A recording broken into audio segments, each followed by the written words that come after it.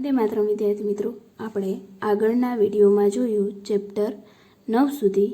આજે આપણે આગળ જોઈએ ચેપ્ટર 10, સમય, અંતર, સંખ્યા, વજન, ગુંજાશ અને કેટલા ગણો. તો અહીંયા તમારે આ બધા જે એકમો છે એ ભણવાના છે. આમાંથી કેટલાક એવા એકમો છે કે જે તમે આગળ ભણીને જ આવ્યા છો. જોઈએ, નીચેની માહિતી વાંચો, ચર્ચા કરો અને યાદ રાખો. પહેલું છે 60 વિપળ બરાબર 1 પળ. આ છે તમારે યાદ રાખવાનું કે જ્યારે તમે 60 વિપળ ભેગી કરો ત્યારે 1 પળ થાય છે. એટલે કે વિપળ છે એ નાની છે અને પળ છે એ મોટી છે. 60 વિપળ ભેગી કરો ત્યારે 1 પળ થાય અને એવી 60 પળ ભેગી કરો એટલે 1 ઘડી થાય. જે 60 પળ ભેગી કરો એટલે 1 ઘડી થાય, એમાંથી 2.5 પળ ભેગી કરો તો 1 મિનિટ કહેવાય. 1 મિનિટ હોય ત્યારે 2.5 પળ ભેગી થયેલી કહી શકાય. 1 ઘડી બરાબર 24 મિનિટ. તો જોઈએ કઈ રીતે કે 1 ઘડી બરાબર 24 મિનિટ કઈ રીતે થાય છે. તમે આગળ જોઈ ગયા કે 1 મિનિટ હોય ત્યારે 2.5 પળ થાય છે. જો 1 મિનિટ હોય તો 2.5 પળ, તો 24 મિનિટ હોય તો કેટલા? ત્રિરાશિ મૂકીને જોઈએ કે તમારી પાસે અહીંયા તમે લખી શકો મિનિટ અને આ સાઈડ છે એ લખી શકો પળ. જો તમારી પાસે અહીંયા આગળ તમે જોઈ ગયા એ પ્રમાણે કે 1 મિનિટ હોય તો 2.5 પળ, 1 મિનિટ હોય ત્યારે 2.5 પળ, તો તમને અહીંયા આપેલી છે 24 મિનિટ. 24 મિનિટ હોય ત્યારે કેટલા? તો આનો તમે ક્રોસ ગુણાકાર કરો એટલે તમારે અહીંયા કરવા પડે 24 ગુણ્યા 2.5. 24 ગુણ્યા 2.5 કરો એટલે અહીંયા મળશે તમને 60. પણ અહીંયા 60 છે એ તમને જવાબ શેમાં મળે છે? તો કે પળમાં મળે છે. તો 24 મિનિટ તમે લ્યો ત્યારે તમારી પાસે 60 પળ ભેગી થાય છે. અને અહીંયા તમને આગળ પણ આપેલું હતું કે 60 પળ હોય ત્યારે 1 ઘડી થાય. તો તમે 24 મિનિટ બરાબર અહીંયા 24 મિનિટ બરાબર 60 પળ અને 60 પળ બરાબર તમે 1 ઘડી છે એ લખી શકો. એટલા જ માટે અહીંયા આપેલું છે કે 1 ઘડી બરાબર 24 મિનિટ. ત્યાર પછી આપેલું છે 2.5 ઘડી બરાબર 1 કલાક. હવે તમને અહીંયા આપેલું હતું 24 મિનિટ, અહીંયા તમને 24 મિનિટ આપેલું છે. જો તમે અહીંયા 24ની જગ્યાએ 1 કલાક એટલે કે તમારે 60 મિનિટ લેવી પડે તો તમે અહીંયા ત્રિરાશિ મૂકી શકો, અહીંયા મિનિટ અને અહીંયા પળ. અથવા તો તમે અહીંયા ઘડી પણ લખી શકો, ઘડી. જો તમારી પાસે 24 મિનિટ હોય ત્યારે તમારી પાસે 1 ઘડી આવે છે. જે તમે આગળ જોઈ ગયા કે 24 મિનિટ હોય ત્યારે 1 ઘડી આવે છે. તો અહીંયા તમારી પાસે 1 કલાક કીધી છે તો તમારે 60 મિનિટ લેવી પડશે. તો 60 મિનિટ હોય ત્યારે કેટલા? ક્રોસ ગુણાકાર કરવાના. તો ક્રોસ ગુણાકાર કરો એટલે 60 ગુણ્યા 1 ભાગ્યા 24. હવે તમારે 60 અને 24નો ભાગાકાર કરવાનો. ભાગાકાર કરો તો તમારી પાસે મળશે 2.5 અને 2.5 છે એ શેમાં મળશે? તો કે ઘડીમાં મળશે. તો અહીંયા 2.5 ઘડી બરાબર 1 કલાક મળશે. આ તમારે યાદ રાખવાનું છે. ત્યાર પછી છે 3 કલાક બરાબર 1 પહોર. 3 કલાક ભેગી કરો એટલે તમને 1 પહોર મળે છે. ત્યાર પછી છે 60 વી કળા બરાબર 1 કળા. અહીંયા તમે સહેલાઈથી યાદ રાખી શકો. જ્યારે પણ વી આવે છે એ નાનો એકમ કહેવાય. અહીંયા આગળ પણ તમે જોઈ ગયા કે 60 વિપળ ભેગી કરો ત્યારે 1 પળ થાય છે. વિપળ અને પળ. એવી જ રીતે 60 વી કળા ભેગી કરો ત્યારે 1 કળા થાય છે. 60 કળા ભેગી કરો એટલે 1 અંશ કહેવાય. આ છે તમારે યાદ રાખવું પડશે કે 60 કળા તમે ભેગી કરો એટલે તમારી પાસે 1 અંશ મળે. તેવી જ સેમ રીત અહીંયા તમને આપેલી છે કે 30 અંશ હોય ત્યારે 1 રાશિ કહેવાય. અંશ શબ્દ છે એ તમે આગળ ગણિતમાં પણ શીખી ગયા છો. 30 અંશ ભેગા કરશો એટલે 1 રાશિ કહેવાશે. ત્યાર પછી 360 અંશ હોય ત્યારે 1 ચક્ર કહેવાય. એક ચક્ર એટલે આખું રાઉન્ડ. તમે ગણિતમાં જુઓ છો જ્યારે પણ તમારી પાસે પૂરેપૂરું રાઉન્ડ એટલે કે પૂરેપૂરું વર્તુળ હોય તો તમે 360 અંશ લ્યો છો. તો અહીંયા તમારે યાદ રાખવાનું છે કે એક ચક્ર હોય ત્યારે 360 અંશ. પછી છે 1 સેકન્ડ બરાબર 15 વી કળા. આ પણ યાદ રાખવાનું કે 1 સેકન્ડ હોય ત્યારે 15 વી કળા થાય છે. તમે આગળ જોઈ ગયા કે 60 વી કળા હોય ત્યારે 1 કળા થાય છે. અહીંયા આપેલું છે 1 સેકન્ડ ત્યારે 15 કળા. તો 4 સેકન્ડ હોય ત્યારે 1 કળા થાય છે. વી કળામાંથી અહીંયા કળા આવી ગયેલું છે. તો તમે અહીંયા ત્રિરાશિ મૂકી શકો. અહીંયા આપેલું છે 1 સેકન્ડ બરાબર 15 વી કળા. તો તમે અહીંયા લખી શકો, આ સાઈડ લખી શકો સેકન્ડ અને બીજી સાઈડ લખી શકો વી કળા. 1 સેકન્ડ હોય તો તમારી પાસે આપેલી છે 15 વી કળા. તો 4 હોય ત્યારે કેટલા? ક્રોસ ગુણાકાર કરવાનો. ક્રોસ ગુણાકાર કરીએ 4 ગુણ્યા 15. 15 ગુણ્યા 4 કરો એટલે તમારી પાસે મળશે 60. પણ એ જવાબ આવશે વી કળામાં આવશે. તો તમે અહીંયા 1 સેકન્ડ બરાબર 15 વી કળા લીધી છે. તો 4 સેકન્ડ બરાબર તમને કેટલી વી કળા મળેલી છે? તો કે 60 વી કળા. જે તમે આગળ પણ જોઈ ગયા કે 60 વી કળા હોય ત્યારે તમે 1 કળા છે એ લખી શકો. તો તમે આ 60 વી કળાની બરાબર 1 કળા છે એ લખી શકો. તો 4 સેકન્ડ હોય ત્યારે 60 વી કળા અથવા તો 1 કળા થશે. તો અહીંયા જવાબ તમને આપેલો છે 1 કળા. સેમ એ જ રીત તમને અહીંયા આપેલી છે 4 મિનિટ. જો 4 સેકન્ડ હોય ત્યારે 1 કળા કીધી છે. જો મિનિટને સેકન્ડમાં ફેરવવી હોય તો તમારે ગુણ્યા 60 કરવા પડશે. તમે અહીંયા ગુણાકારમાં 60 કરો તો સામેની સાઈડ પણ ગુણ્યા 60 કરવા પડશે. તો અહીંયા ગુણાકાર 60 વડે કરો તો સામેની સાઈડ 1 કળા છે એની સાથે પણ ગુણાકારમાં 60 આવે તો 60 કળા છે થઈ જશે. તો જવાબ છે એ 1 અંશ આવે છે. એનો અર્થ એ કે અહીંયા તમે આગળ જોઈ ગયા કે 60 કળા ભેગી થાય ત્યારે 1 અંશ થાય છે. તો અહીંયા 4 સેકન્ડને 4 મિનિટમાં ફેરવો તો તમારે ગુણ્યા 60 કરવા પડશે અને સામેની સાઈડ પણ તમારે ગુણ્યા 60 કરવા પડશે. તો અહીંયા તમારી પાસે 1 અંશ છે એ મળશે. ત્યાર પછી આપેલું છે 1 કલાક બરાબર 15 અંશ. હવે તમારી પાસે જે અહીંયા આપેલું છે એ જોઈએ. 4 મિનિટ હોય ત્યારે 1 અંશ છે. તો 1 કલાક એટલે કેટલી મિનિટ થશે? તો કે 60 મિનિટ. તો તમે ત્રિરાશિ મૂકી શકો. આ સાઈડ લખી શકો મિનિટ અને બીજી સાઈડ છે એ અહીંયા તમને આપેલું છે અંશ. તો અહીંયા લખી શકો અંશ. અહીંયા તમને કીધું છે કે 4 મિનિટ હોય ત્યારે 1 અંશ. તો 4 મિનિટ હોય ત્યારે 1 અંશ. હવે આપણે 1 કલાકનું જોઈએ છીએ તો આપણે 60 મિનિટ લેવી પડશે. 60 મિનિટ હોય ત્યારે કેટલા? ક્રોસ ગુણાકાર કરો એટલે 60 ગુણ્યા 1/4. તો 60 ભાગ્યા 4 કરવાના અને 60 ભાગ્યા 4 કરો એટલે તમને મળશે 15. તો 15 છે એ શેમાં મળશે? તો કે અંશમાં. તો તમારી પાસે જવાબ આવ્યો છે કે 60 મિનિટ હોય એટલે કે 1 કલાક હોય ત્યારે 15 અંશ થાય. તો જે તમને અહીંયા આપેલું છે કે 1 કલાક હોય ત્યારે 15 અંશ. પછી આપેલું છે 2 કલાક. 1 કલાક હોય તો 15 અંશ. 2 કલાક હોય તો તમારે 15 ગુણ્યા 2 એટલે કે 30 અંશ થશે. 30 અંશ થાય. તમે આગળ જોઈ ગયા કે 30 અંશ ભેગા કરો તો મળે છે તમને 1 રાશિ. તો તમે 30 અંશની જગ્યાએ 1 રાશિ પણ લખી શકો છો. તો તમે ત્રિરાશિનો ઉપયોગ કરી અને આ જે છે એકમો મેળવી શકો. પછીનું આપેલું છે 24 કલાક. 24 કલાક હોય ત્યારે કેટલા? હવે 1 કલાકના તમને 15 આપેલા છે. ત્રિરાશિ મૂકો તો તમને 24 કલાકનું મળશે. અહીંયા લખી શકો કલાક અને બીજી સાઈડ લખો અંશ. 1 કલાક હોય ત્યારે 15 અંશ. તો 24 કલાક હોય ત્યારે કેટલા? તો તમારે 15 ગુણ્યા 24 કરવાના અને 15 ગુણ્યા 24 કરો તો તમને જવાબ મળશે 360. એટલે અહીંયા 24 કલાકના મળશે 360 અંશ. તો આ જ સેમ રીતે તમારે અહીંયા યાદ રાખવાના છે. કેટલાક સૂત્ર તમે યાદ રાખશો અને ત્યાર પછી તમને બીજા કેટલાક છે એ એના ઉપરથી મળે છે જે તમે અહીંયા માહિતીમાં પણ જોઈ ગયા. ત્યાર પછી જોઈએ અંતર. પહેલું છે 1 ઇંચ બરાબર સેન્ટીમીટર. આ છે એ તમારે યાદ રાખવાનું.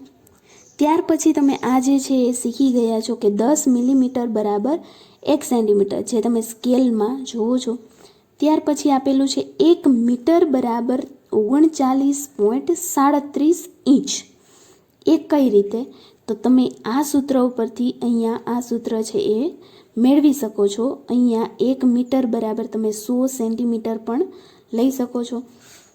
તો તમે અહીંયા ત્રિરાશિ મૂકી શકો. આ સાઈડ લખી શકો સેન્ટીમીટર અને બીજી સાઈડ લખી શકો ઇંચ, કેમ કે તમારે અહીંયા મીટર આપેલું છે એને તમારે ઇંચ જોઈએ છે. હવે 1 ઇંચ બરાબર તમને 2.54 સેન્ટીમીટર આપેલા છે, તો તમે અહીંયા લખી શકો કે 2.54 સેન્ટીમીટર હોય ત્યારે 1 ઇંચ થાય છે. તો તમારી પાસે 1 મીટર આપેલું છે, 1 મીટર આપેલું છે, તો 1 મીટર બરાબર તમને ખબર છે કે કેટલા સેન્ટીમીટર થાય? તો કે 100 સેન્ટીમીટર. તો અહીંયા 100 હોય ત્યારે કેટલા? ક્રોસ ગુણાકાર કરો. 100 ગુણ્યા 1/2.54. જો તમે 100નો 2.54 સાથે ભાગાકાર કરો એટલે તમને મળશે 39.37, જે તમને અહીંયા આપેલા છે કે 1 મીટર હોય ત્યારે 39.37 ઇંચ થાય, જે તમે આના ઉપરથી મેળવી શકો છો. ત્યાર પછી આ સૂત્ર જાણતા પહેલાં એની નીચેનું સૂત્ર છે એ જોઈ લઈએ. 1 ફૂટ બરાબર 30.48 સેન્ટીમીટર. આ છે એ તમારે યાદ રાખવાનું. આના ઉપરથી તમે આ સૂત્ર છે એ મેળવી શકો છો. કઈ રીતે?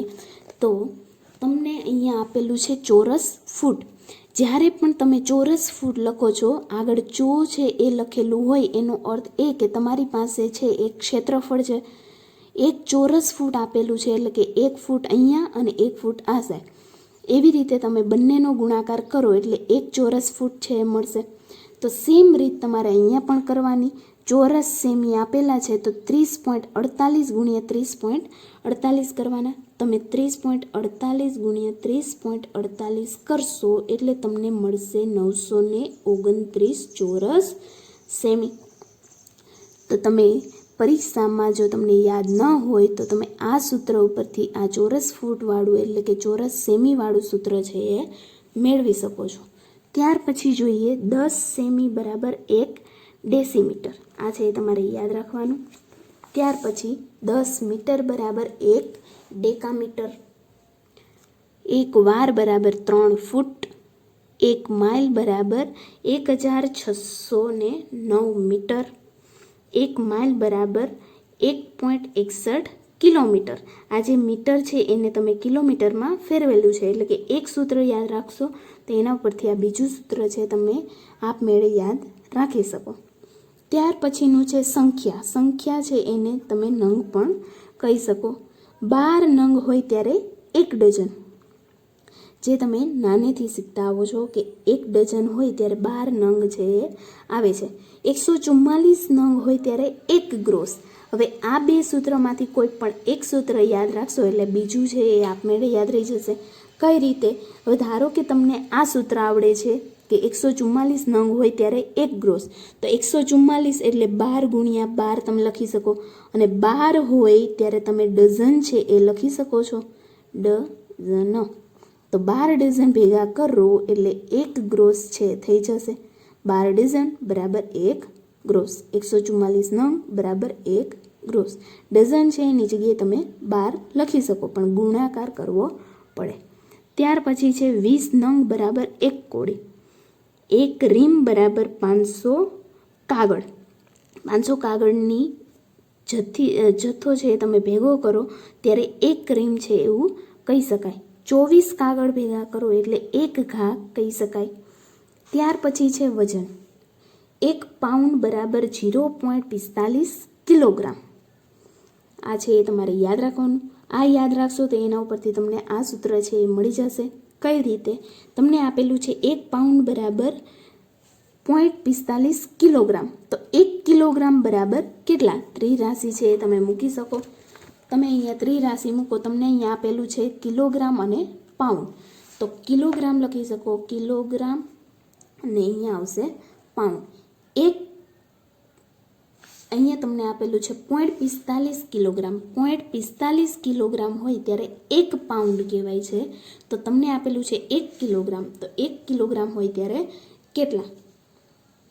તો 1 કિલોગ્રામ છે એનો તમે ક્રોસ ગુણાકાર કરી શકો. 1 ગુણ્યા 1 છેદમાં 0.45, અને 0.45 છે, પોઈન્ટ તમે દૂર કરો એટલે અહીંયા પોઈન્ટ ખસેડો એટલે જે અંક હોય એ ઉપર જશે. તો તમે અહીંયા પોઈન્ટ દૂર કરશો એટલે તમને 100 મળશે. 100 ભાગ્યા 45 છે તમે કરી શકો, અને 100 ભાગ્યા 45 કરશો એટલે તમને જવાબ મળશે 2.21. 2.21 પાઉન્ડ. આ છે તમારો જવાબ. તો આના ઉપરથી તમે અહીંયા લખી શકો કે 1 કિલોગ્રામ બરાબર 2.21 પાઉન્ડ. તો આ જે ઉપરનું સૂત્ર છે એ યાદ રાખશો, એના ઉપરથી તમને નીચેનું સૂત્ર છે એ મળી જશે. ત્યાર પછી 1 ગ્રામ બરાબર 10 મિલીગ્રામ, જે તમે નાનેથી શીખતા આવો છો. 1000 ગ્રામ બરાબર 1 કિલોગ્રામ.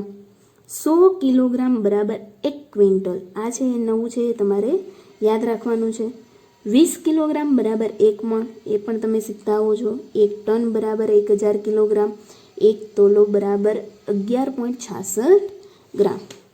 ત્યાર પછીનું છે ગુંજાસ. ગુંજાસ છે એ પ્રવાહી માટેનો એકમ છે. 1 લીટર બરાબર 1000 મિલીલીટર. 1 લીટર બરાબર 1 કિલોલીટર. 1000 છે એને આપણે કિલોમાં પણ વાંચીએ છીએ. જ્યારે પણ તમને કિલોમાંથી ફેરવવાનું કીધું હોય ત્યારે તમે હંમેશા માટે 1000 લખો છો. તો અહીંયા 1000 લીટર બરાબર 1 કિલોલીટર છે તમે લખી શકો. ત્યાર પછી 1 કિલોલીટર બરાબર 1 ઘન મીટર. 1 ઘન મીટર. 1 ઘન મીટર છે એ તમે અહીંયા લખી શકો. ત્યાર પછી 1 ગેલન બરાબર 4.546 લીટર. 1 લીટર બરાબર 0.22 ગેલન. આ છે એ તમે ત્રિરાશિ મૂકી અને મેળવી શકો છો. અહીંયા તમારી પાસે જે પહેલું આપેલું છે એના ઉપરથી તમે મેળવી શકો. એક સાઈડ લખી શકાય ગેલન અને બીજી સાઈડ લખી શકાય લીટર. લખીએ આપણે, અહીંયા લખીએ લીટર અને બીજી સાઈડ લખીએ ગેલન. અહીંયા તમને આપેલું છે કે 4.546 લીટર હોય ત્યારે 1 ગેલન મળે છે. તો તમને અહીંયા આપેલું છે 1 લીટર. 1 લીટર હોય ત્યારે કેટલા? ક્રોસ ગુણાકાર કરશો તો 1 ગુણ્યા 1 છેદમાં 4.546. પોઈન્ટ ખસેડો એટલે તમારી પાસે મળશે 1000 અને એ આવશે ઉપર. 1000 ભાગ્યા 4546. ભાગાકાર કરો એટલે તમને મળશે 0.22 અને આ છે એ તમને અહીંયા મળશે ગેલન. તો એક સૂત્ર યાદ રાખો, એના ઉપરથી તમને બીજું સૂત્ર છે એ આપમેળે યાદ રહી જશે. ત્યાર પછી છે કેટલા ગણું. ડેકા હોય એટલે 10 ગણું, હેક્ટા હોય એટલે 100 ગણું, કિલો હોય એટલે 1000 ગણું. આ છે એ તમે શીખતા આવો છો. ત્યાર પછી મેગા હોય એટલે 10 લાખ ગણું અને ગીગા હોય એટલે અબજ ગણું. તો આટલા તમારે એકમો યાદ રાખી અને એના ઉપરથી સવાલના જવાબ આપવાના છે. જોઈએ આપણે પહેલો સવાલ, 360 અંશ એટલે કેટલા કલાક? તો અહીંયા તમારી પાસે આપેલું છે 12 કલાક, 1 કલાક, 24 કલાક કે 9 કલાક. તો જવાબ આવશે 24 કલાક. 24 કલાક એટલે પૂરેપૂરું વર્તુળ થશે. 1 ઘડી બરાબર કેટલી મિનિટ? તો 1 ઘડી બરાબર મિનિટ આવશે 24. કેટલા કલાક બરાબર એક રાશિ? 2 કલાક, 4 કલાક, 60 કલાક કે 30 કલાક? તો અહીંયા જવાબ આવશે 2 કલાક. 2 કલાક કરો ત્યારે એક રાશિ છે એ થશે 30 કળા. ત્યાર પછી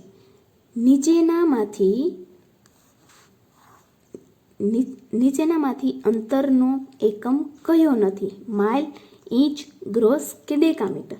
તો આ ચારમાંથી કયો આવશે? તો કે ગ્રોસ. નીચેનામાંથી સંખ્યા માટેનો એકમ કયો છે? તોલો, વાર, પડ કે ડઝન? તો અહીંયા તમારો જવાબ આવશે ડી, ડઝન. નીચેનામાંથી વજનનો એકમ કયો છે? ગેલન, કોડી, પહોર કે ટન? વજનનો એકમ કીધો છે તો તમારો જવાબ આવશે ડી, ટન. ત્યાર પછી છે નીચેનામાંથી ગુંજાસનો એકમ કયો નથી? ડેસીમીટર, મિલીલીટર, લીટર કે ગેલન? તો જવાબ આવશે ડેસીમીટર. પછી છે 8મું, એક કોળી એટલે કેટલા નંગ? 10, 20, 30 કે 40? તો જવાબ આવશે 20. એક કોળી બરાબર 20 નંગ. એક ગ્રોસ એટલે કેટલા નંગ? 12, 24, 500 કે 144? તો અહીંયા જવાબ તમારો આવશે ડી, 144. 10મું, કેટલા ફૂટ બરાબર એક વાર થાય? 1 ફૂટ, 2 ફૂટ, 3 ફૂટ કે 4 ફૂટ? તો જવાબ આવશે સી, 3 ફૂટ. 11મું, મેગા એટલે કેટલા ગણું? અજબ ગણું, 10 લાખ ગણું, 10 ગણું કે 100 ગણું?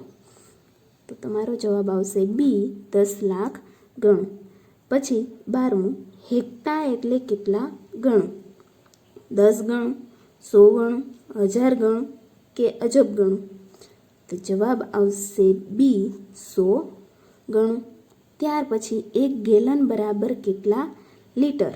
0.22, 1000, 4.546 લીટર કે 1 લીટર? તો જવાબ આવશે 4.546 લીટર. પછીનું છે 14મું, 1 પાઉન્ડ બરાબર કેટલા કિલોગ્રામ? 0.45 કિલોગ્રામ, 2.21 કિલોગ્રામ, 11.66 કિલોગ્રામ કે 20 કિલોગ્રામ? તો જવાબ આવશે એ, 0.45 કિલોગ્રામ. ત્યાર પછી આગળ જોઈએ 11મું ચેપ્ટર, દિવસ અને તહેવાર. તો અહીંયા તમને તારીખ અને મહિનો આપેલો છે અને કયો તહેવાર એ દિવસે આવશે એ પણ આપેલું છે.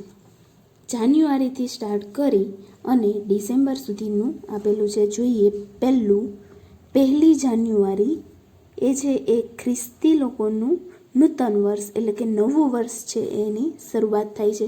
ત્યાર પછી છે 14મી જાન્યુઆરી એ છે એ મકર સંક્રાંતિ એટલે કે આપણે એને ઉત્તરાયણ કહીએ છીએ તે. પછીનું છે મહાવદ ચૌદસ, ત્યારે આવે છે મહાશિવરાત્રિ. ફાગણ સુદ પૂનમ એટલે હોળી. એપ્રિલ માસનો પ્રથમ શુક્રવાર એટલે એ ગુડ ફ્રાઈડે તરીકે ઓળખાય છે. ત્યાર પછી છે ચૈત્ર સુદ એકમ એટલે ગુડી પડવો. ચૈત્ર સુદ નોમ એટલે સ્વામિનારાયણ જયંતિ અને રામનવમી. ચૈત્ર સુદ તેરસ એટલે શ્રી મહાવીર જયંતિ. અષાઢ સુદ બીજ એટલે જગન્નાથ રથયાત્રા. શ્રાવણ સુદ પૂનમ એટલે રક્ષાબંધન. શ્રાવણ વદ આઠમ એટલે જન્માષ્ટમી. ભાદરવા સુદ ચૌદ એટલે ગણેશ ચતુર્થી અથવા તો સંવત્સરી. આસો સુદ એકમથી નોમ એટલે નવરાત્રિ. 9 દિવસ છે એ આપેલા છે. ત્યાર પછી આસો સુદ દસમ એટલે વિજયાદશમી. આસો વદ અમાસ એટલે દિવાળી. કારતક સુદ એકમ એટલે હિન્દુ નૂતન વર્ષ જે આપણે ઉજવીએ છીએ તે. ત્યાર પછી છે 25મી ડિસેમ્બર એટલે નાતાલ. દિલહજ 10 તારીખ એટલે બકરી ઈદ. મોહરમ પ્રથમ માસ એટલે મોહરમ. સ્વાલ માસનો પ્રથમ દિવસ એટલે ઈદ ઉલ ફિત્ર. આ જે 3 છે એ મુસ્લિમોના તહેવાર છે અને એ તેમના તારીખમાં આવે છે. ત્યાર પછી જોઈએ એના પ્રશ્નો અને તેના જવાબ. પહેલું, રક્ષાબંધનનો તહેવાર કઈ તિથિએ ઉજવાય છે? શ્રાવણ વદ આઠમ, ફાગણ સુદ પૂનમ, કારતક સુદ એકમ કે શ્રાવણ સુદ પૂનમ? તો જવાબ આવશે ડી, શ્રાવણ સુદ પૂનમ. બીજું, નીચેનામાંથી કયો તહેવાર અંગ્રેજી મહિનાની તારીખ પ્રમાણે ઉજવાય છે? નાતાલ, ગુડી પડવો, બકરી ઈદ કે દિવાળી? જે તારીખ ઉપરથી એટલે કે અંગ્રેજી મહિના એટલે કે જાન્યુઆરી ફેબ્રુઆરી જે આપણે લઈએ છીએ એ તારીખ પ્રમાણે ઉજવાતો હોય એવો દિવસ કયો છે? તો કે નાતાલ. નાતાલ છે એ 25 ડિસેમ્બરે ઉજવવામાં આવે છે એટલા માટે. ત્યાર પછી સ્વાલ માસનો પ્રથમ દિવસ કયા તહેવાર તરીકે ઉજવાય છે? જે તમે અહીંયા જોઈ ગયા કે સ્વાલ માસનો પ્રથમ દિવસ છે એ ઈદ ઉલ ફિત્ર તરીકે ઉજવાય છે. તો જવાબ આવશે સી. ત્યાર પછી ભગવાન શ્રી સ્વામિનારાયણની જન્મ જયંતિ કઈ તિથિએ ઉજવાય છે? એ મહાવદ 14, બી ચૈત્ર સુદ નોમ, સી આસો સુદ દસમ કે ચૈત્ર સુદ 13. તો જવાબ આવશે ચૈત્ર સુદ નોમ. પછીનું છે 5મું, આસો સુદ એકમથી કયો તહેવાર ઉજવવાનું શરૂ થાય છે? નાતાલ, ગણેશ ચતુર્થી, નવરાત્રિ કે જન્માષ્ટમી? તો જવાબ આવશે સી નવરાત્રિ. નવરાત્રિ છે એ આસો સુદ એકમથી નોમ સુધી ઉજવવામાં આવે છે અને દસમના દિવસે દશેરા ઉજવવામાં આવે છે. ત્યાર પછી આગળ જોઈએ ચેપ્ટર 12, જગતના મુખ્ય ધર્મો. હવે અહીંયા તમને 7 પ્રકારના ધર્મ આપેલા છે. તેના પ્રવર્તક એટલે કે કયા ભગવાનને ઉજવવામાં આવે છે એ આપેલું છે. પછી ધર્મ ગ્રંથ કયો છે એ આપેલું છે. યાત્રાધામ એટલે અથવા તો ધર્મ સ્થળ જે આવતું હોય એ આપેલું છે. ત્યાર પછી છે ધર્મ ચિહ્ન. હિન્દુ છે એમાં પ્રવર્તક તરીકે શ્રી રામ અને શ્રી કૃષ્ણને લેવામાં આવે છે. તેમનો ધર્મ ગ્રંથ છે શ્રીમદ ભગવદ્ ગીતા. અને યાત્રાધામ છે એ અયોધ્યા અને મથુરા. અને તેમનું ધર્મ ચિહ્ન છે ઓમ સ્વસ્તિક, જે તમને અહીંયા આપેલું છે. આ જે છે એ આપણું ઓમ સ્વસ્તિક એટલે કે આપણું ધર્મ ચિહ્ન છે. ત્યાર પછી આપેલું છે બીજું ઇસ્લામ. ઇસ્લામ એટલે કે આપણે જે મુસ્લિમ કહીએ છીએ તેનું પ્રવર્તક મોહમ્મદ પયગંબર. ત્યાર પછી ધર્મગ્રંથ છે કુરાને શરીફ. પછી છે અહીંયા યાત્રાધામ અથવા તો ધર્મસ્થળ મક્કા મદીના એટલે કે મસ્જિદ. અને તેમનો ધર્મ ચિહ્ન છે બીજનો ચંદ્ર અને તારો, જે તમને અહીંયા આપેલું છે બીજનો ચંદ્ર અને તારો. પછીનું છે ખ્રિસ્તી. એનું પ્રવર્તક છે ઈસુ ખ્રિસ્ત. ધર્મ ગ્રંથ છે બાઇબલ. ત્યાર પછી તમને આપેલું છે ધર્મ સ્થળ, એ છે બેથલેહેમ અથવા તો એને આપણે કહીએ છીએ ચર્ચ. ત્યાર પછી એનું તમને ધર્મ ચિહ્ન આપેલું છે વધ સ્તંભ, જે અહીંયા પણ આપેલું છે. આ જે છે એ ખ્રિસ્તી લોકોનું ધર્મ ચિહ્ન છે. ત્યાર પછી આપેલું છે બૌદ્ધ. તેમનું પ્રવર્તક છે ગૌતમ બુદ્ધ. ધર્મ ગ્રંથ છે ત્રિપિટક. તેનું યાત્રાધામ છે લુંબિની અથવા તો વીરા. તેનું ચિહ્ન છે કમળ હાથી, જે તમને અહીંયા આપેલું નથી. તમે જ્યારે બૌદ્ધ લોકોના જે વિહાર સ્થાનમાં જાઓ ત્યારે તમને આ જે ચિહ્ન છે એ જોવા મળે છે, કમળ હાથી. પછી છે 5મું શીખ. ગુરુ નાનક દેવ એમના પ્રવર્તક છે. તેમનો ધર્મ ગ્રંથ છે ગુરુ ગ્રંથ સાહેબ.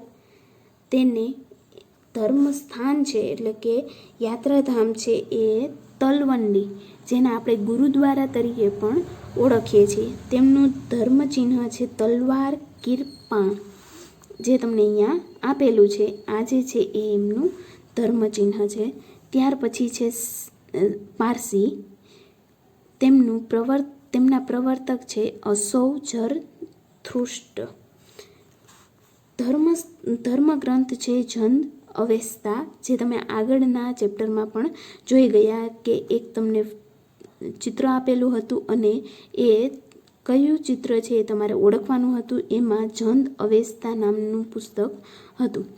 ત્યાર પછી તમને આપેલું છે ધર્મસ્થળ, એ છે અગિયારી, જે આપણે ઓળખીએ છીએ અને એનું બીજું નામ છે ઉદવાડા. અને તેમનું ધર્મ ચિહ્ન છે અગ્નિ, જે તમને અહીંયા આપેલું છે. ત્યાર પછી છે જૈન. મહાવીર સ્વામી તેમના પ્રવર્તક છે. તેમનું ધર્મ ગ્રંથ છે કલ્પસૂત્ર. અને તેનું ધર્મ સ્થળ છે દેરાસર, જેને વૈશાલી તરીકે પણ ઓળખાય છે. અને તેમનો ધર્મ ચિહ્ન છે વિશિષ્ટ કળશ, જે તમને અહીંયા જોવા મળે છે. આ જે છે એ જૈન લોકોનું ધર્મ ચિહ્ન છે. પછી જોઈએ સવાલ, જૈન ધર્મનું ધર્મ સ્થળ કયું છે? તમે અહીંયા જોઈ શકો છો જૈન ધર્મનું ધર્મ સ્થળ છે એ છે દેરાસર, અથવા તો તમે એને વૈશાલી તરીકે પણ ઓળખી શકો. તો જવાબ આવશે એ દેરાસર. સર, તલવાર અને કિરીપાણ કયા ધર્મનું ધર્મ ચિહ્ન છે? તલવાર અને કિરીપાણ એ શીખ લોકોનું ધર્મ ચિહ્ન છે. તો જવાબ આવશે અહીંયા શીખ. ઇસ્લામ ધર્મનો ધર્મગ્રંથ કયો છે? ઇસ્લામ લોકો છે એનો ધર્મગ્રંથ છે એ તમને પૂછેલો છે. ઇસ્લામ લોકોનો ધર્મગ્રંથ અહીંયા આપેલો છે કુરાને શરીફ. તો અહીંયા જવાબ આવશે સી, કુરાને શરીફ. હિન્દુ ધર્મના પ્રવર્તક કોણ છે? હિન્દુ ધર્મ છે એના પ્રવર્તક તમને આપેલા છે શ્રી રામ અને શ્રી કૃષ્ણ. તો અહીંયા જવાબ આવશે ડી, શ્રી રામ અને શ્રી કૃષ્ણ. ખ્રિસ્તી ધર્મનું પવિત્ર યાત્રાધામ કયું છે? ખ્રિસ્તી લોકોનું તમને કીધેલું છે, ખ્રિસ્તીનું યાત્રાધામ છે એ છે ચર્ચ અથવા તો બેથલેહેમ. તો અહીંયા જવાબ આવશે એ, બેથલેહેમ. તો અહીંયા તમારું આ 12મું ચેપ્ટર છે એ પૂરું થાય છે. ત્યાર પછીનું નવું ચેપ્ટર છે એ આપણે નેક્સ્ટ વિડીયોમાં જોઈશું. વંદે માતરમ.